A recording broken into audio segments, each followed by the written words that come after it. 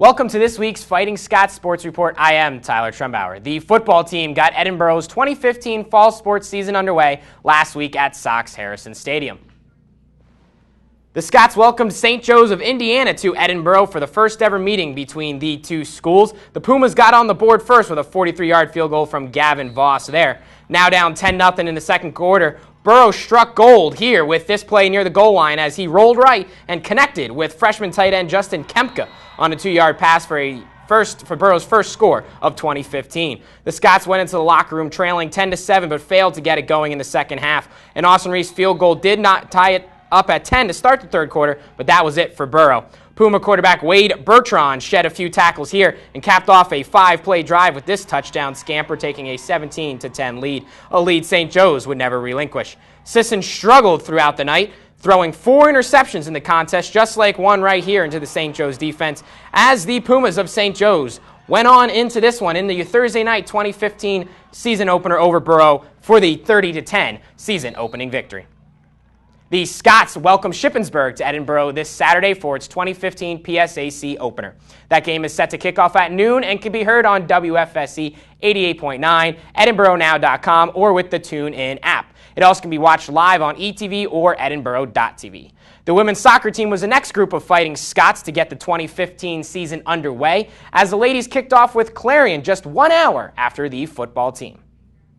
Boro opened the season with 2 solid victories. The Fighting Scots defeated Clarion Thursday night 1-0 with Jansen Hartman netting the lone goal. Also, Sierra Davis played all 90 minutes in goal for the Scots and got the win, but only had 1 save as Boro's defense was solid. Gary Kagiavis' group won its home opener on Saturday too, winning 3-1 over regional power Notre Dame of Ohio. Ashley Mutkus found the back of the net twice, and the Scots managed 17 shots on the day. The ladies will remain in the Boro for its next pair of games, hosting Shippensburg Friday afternoon at 1 p.m. and Millersville Saturday evening at 5 p.m. The men's and women's cross-country teams held their lone meet of the season on Saturday with the Doug Watts Distance Gala. Edinboro experienced much success on the Doug Watts cross-country course. Elliot Martinkevich won the men's race, with Corey Weefin finishing right behind him. Newcomer Ida Narbaval won the women's race. Teammate Emma Sullivan finished in 3rd place.